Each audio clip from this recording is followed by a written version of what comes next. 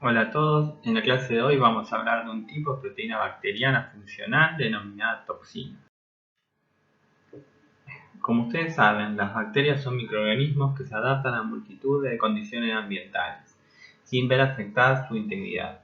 Esta capacidad les permite colonizar lugares u organismos donde cualquier otro ser vivo vería amenazada su existencia. De hecho, algunas de ellas son patógenas, es decir, poseen la información génica necesaria para colonizar tejidos vivos de otros organismos, invadiéndolos y produciendo sustancias tóxicas que pueden dar lugar a enfermedades. Existen diversas vías de ingreso al organismo, que puede ser vía digestiva, respiratoria, por sangre o a través de la piel. Una vez que el hospedador se expone al patógeno, comienza la patogénesis con la adherencia, pudiendo unirse el microorganismo a la piel o a la mucosa. Aunque muchas veces las infecciones microbianas se producen por la presencia de algún corte o herida que facilita la entrada del microorganismo patógeno en el hospedador. Seguidamente tiene lugar la invasión a través del tejido epitelial. Aunque la mayoría de los patógenos se ven obligados a penetrar en el epitelio para llevar a cabo la invasión, ciertos microorganismos son patógenos únicamente por el tipo de toxina que producen, y por lo tanto no necesitan llegar expresamente a los tejidos del hospedador. Cuando el patógeno accede a un tejido determinado, es capaz de multiplicarse y colonizarlo. Normalmente, el inóculo de partida es insuficiente para provocar daño al individuo infectado, con lo que el patógeno ha de encontrar los nutrientes y las condiciones ambientales adecuadas para lograr su crecimiento en el seno del hospedador. Habiendo sido colonizado el hospedador, comenzando el crecimiento del microorganismo y en consecuencia su desarrollo, hemos de analizar el grado de virulencia de la especie huésped. Para ello se lleva a cabo la cuantificación de la virulencia, que no es más que la capacidad relativa de un patógeno para causar la enfermedad. Existen numerosos factores de virulencia que le permiten a los patógenos la infección y la resistencia a las defensas del hospedador. Los mismos son requeridos en las diferentes etapas de la infección. Por ejemplo, durante la colonización y adhesión, algunas bacterias expresan una cápsula o envoltura que bloquea la fagocitosis. Presentan flagelos para movilizarse, adhesinas específicas para adherirse a la célula del hospedador. A su vez secretan enzimas al medio, por ejemplo proteasas, elastasas, colagenasas que facilitan la diseminación local en los tejidos. La expresión de estos factores de virulencia está estrictamente regulado para responder a cualquier cambio en el ambiente, tales como temperatura, pH, disponibilidad de oxígeno y de nutrientes, entre otros. Los genes de estos múltiples factores se creen que fueron adquiridos evolutivamente por transferencia horizontal de genes. Pueden estar agrupados en el cromosomas en regiones denominadas islas de patogenicidad, en plásmidos móviles o en prófagos integrados en el cromosoma bacteriano. Una bacteria patógena produce y secreta miles de efectores con el objetivo de manipular al hospedador en su beneficio y con eso asegurar su supervivencia y diseminación. Por ejemplo, puede alterar las funciones celulares de distintas maneras en el hospedador. Algunos patógenos son capaces de secretar un tipo de efector denominado toxina. Estas sustancias son capaces de generar gran daño al hospedador, inhibiendo, matando o alterando la funcionalidad celular. Son capaces de ingresar al torrente sanguíneo o al linfa e ir diseminándose rápidamente por el hospedador, actuando en sitios muy alejados de la infección. Además, pueden actuar mucho tiempo después que el microorganismo productor haya sido eliminado. Las intoxicaciones son enfermedades que se originan como consecuencia de la entrada en el huésped de una toxina específica, y la toxemia hace referencia a la presencia de toxinas en la sangre. Cuando estas son transportadas por la sangre o por la linfa, pueden dar lugar a multitud de intoxicaciones, muchas veces con efectos irreparables. Así, ciertas toxinas son capaces de provocar trastornos cardiovasculares, otros casos diarrea, shock o fiebre. También las hay que pueden inhibir la síntesis proteica, destruir células y vasos sanguíneos, así como causar espasmos al alterar el sistema nervioso.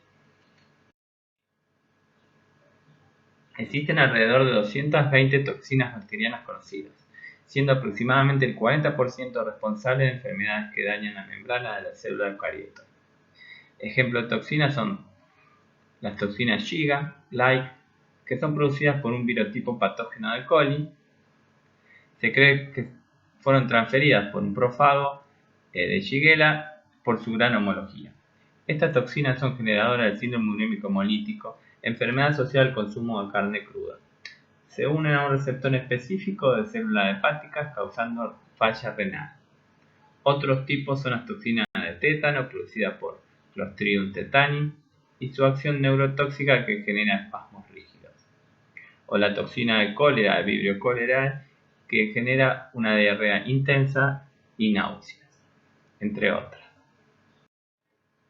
Existen dos tipos de toxinas bacterianas, las exotoxinas y las endotoxinas. La mayor parte de las toxinas bacterianas conocidas pertenecen al tipo de exotoxina. Son proteínas solubles, termolábiles, producidas en el interior de ciertas bacterias, que pueden ser gram positiva o gram negativa, como parte de su crecimiento y metabolismo. Son secretadas en el propio medio o liberadas después de la lisis de la bacteria productora. Por su naturaleza enzimática, la mayor parte de ellas son muy dañinas, incluso en bajas concentraciones. Además, son capaces de actuar más de una vez, pudiendo desplazarse desde el foco de la infección hacia otros tejidos o células donde expresan sus efectos tóxicos. Se dividen en tres categorías: las toxinas citolíticas, que provocan la degradación integral de la membrana citoplasmática, provocando la lisis celular. Las toxinas AB, así denominadas por estar formadas por dos unidades, A y B, siendo B el elemento que suele unir a un receptor celular del hospedador y así permite que A atraviese la membrana de la célula diana, logrando dañarla. Presentan diferentes tipos de toxicidad dependiendo del lugar de acción. Pueden ser neurotóxicas, enterotóxicas o citotóxicas. Otro grupo son los superantígenos, que estimulan grandes cantidades de células inmunes, dando lugar a una inflamación generalizada junto con daño tisular. Las endotoxinas no son proteínas. Muchas bacterias gram negativas poseen lipopolisacáridos en la membrana externa de la pared celular, que en ocasiones es tóxico para determinados hospedadores. El componente tóxico del lipopolisacárido es la parte lipídica, el denominado lípido. Todas las endotoxinas producen los mismos síntomas independientemente de la especie bacteriana de que se trate. Presentan una menor toxicidad que las exotoxinas. Acá les dejo las principales diferencias entre las exo y endotoxinas, donde se puede ver que las exotoxinas, por ejemplo, son más inestables que las endotoxinas, pero presentan a su vez mayor toxicidad, por lo tanto la dosis letal es menor.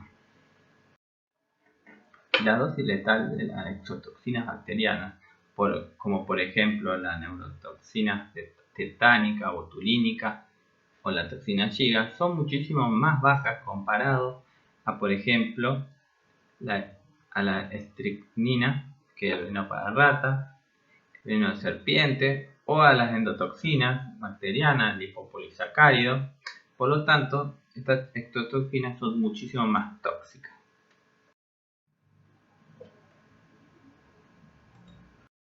Las toxinas citolíticas, también conocidas como toxinas alteradoras de membrana, contribuyen a la virulencia destruyendo las células del hospedador, sobre todo a los fagocitos, y facilitando la salida de las bacterias de los fagosomas, que son los sacos ubicados dentro de los fagocitos para liberar la bacteria al citoplasma de las células.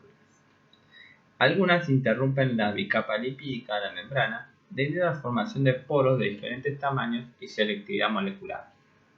Existen diferentes ejemplos de toxinas citolíticas en función de la célula que destruyen. En el caso de las leucocidinas, toxina alteradora de membrana, acaban con los leucocitos fagocíticos. Estas son activas contra los macrófagos y la mayoría son producidas por Staphylococcus y Streptococcus. Además están las hemolicinas, que como su nombre indica, alteran la membrana de los glóbulos rojos de la sangre por medio de los canales proteicos.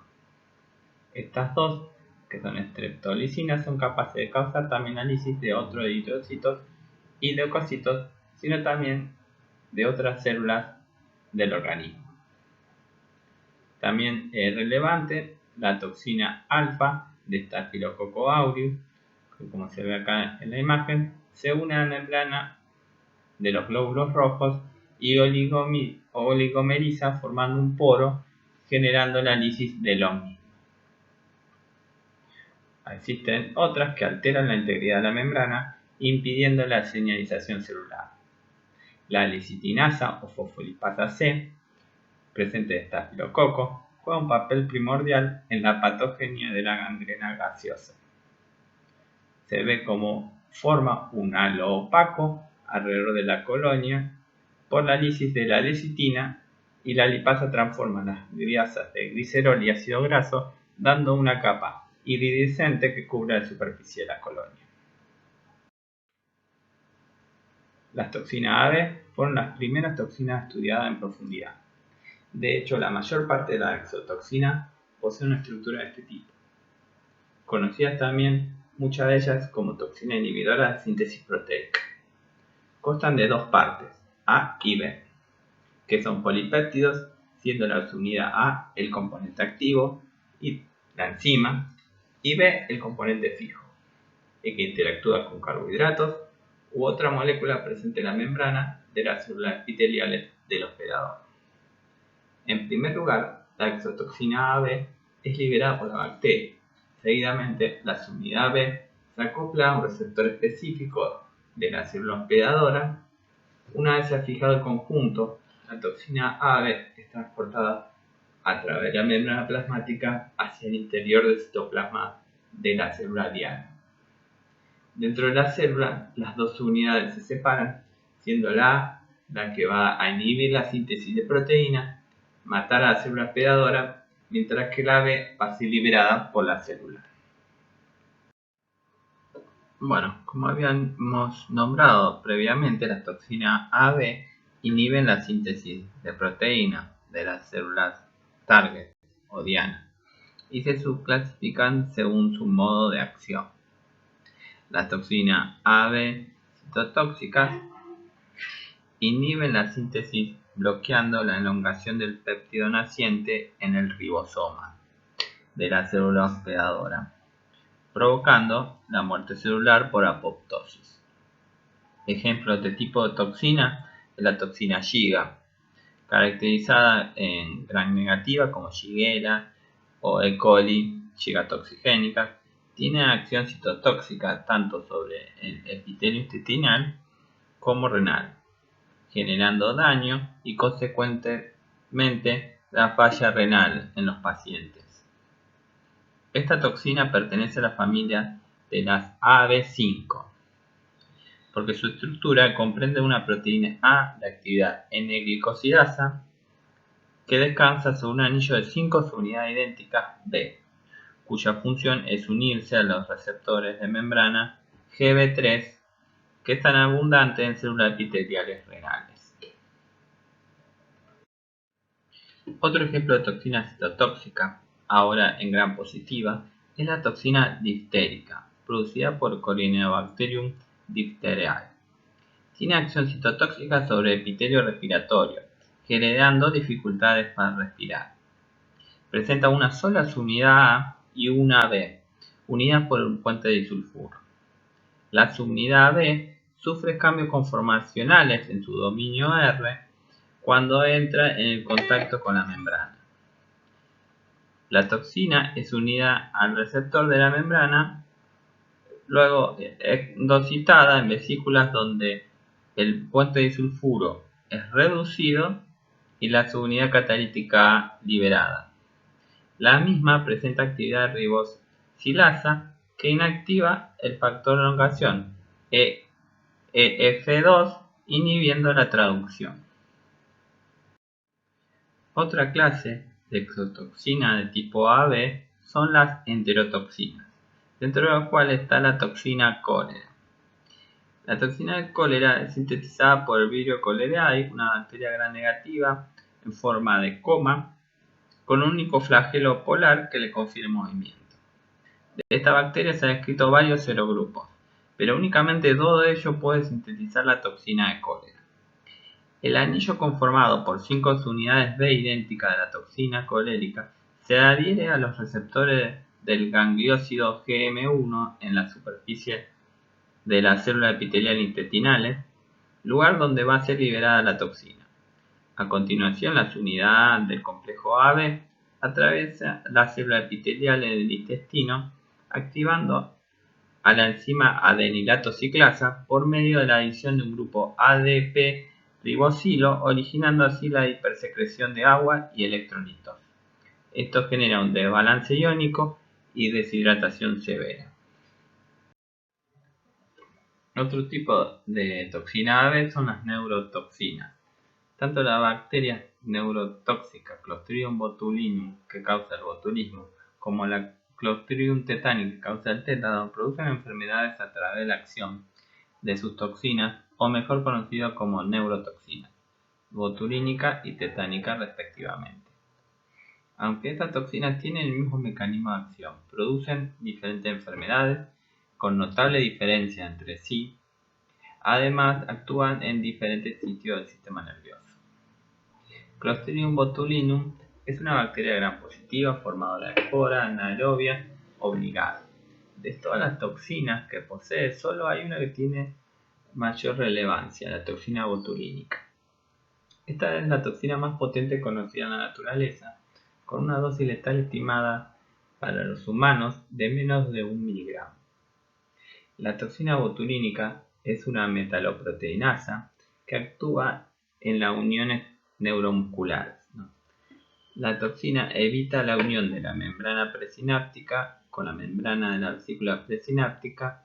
Este mecanismo impide que la acetilcolina se libere al espacio sináptico, produciendo en consecuencia la conocida parálisis flácida del músculo o inhibiendo la función de la glándula exocrina correspondiente. Aparte de inhibir la liberación de la acetilcolina, se bloquea la secreción de neurotransmisores como glutamato, adrenalina o la sustancia P involucrada en la percepción del dolor. La toxina tetánica o tetanospasmisma es una metaloproteinasa que tiene características estructurales y farmacológicas parecidas a la toxina botulínica. La toxina tetánica degrada una proteína requerida para la liberación de un neurotransmisor de una vesícula en la membrana presináptica. La diferencia respecto a la toxina botulínica es que los neurotransmisores, en este caso, son glicina y ácido gamma aminobutírico. Afectan a neuronas inhibitorias. Estas toxinas bloquean las señales nerviosas de la médula espinal a los músculos, causando espasmos musculares intensos y dolorosos.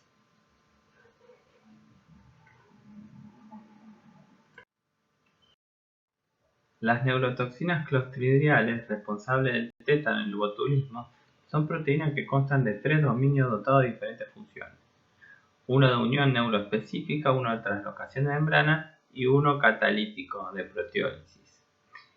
Dentro de las neurotoxinas botulínicas existen 7 serotipos, de la A a la G, y el mecanismo de acción de cada una es el mismo pero difiere en cuanto a sus propiedades antigénicas y en distribución.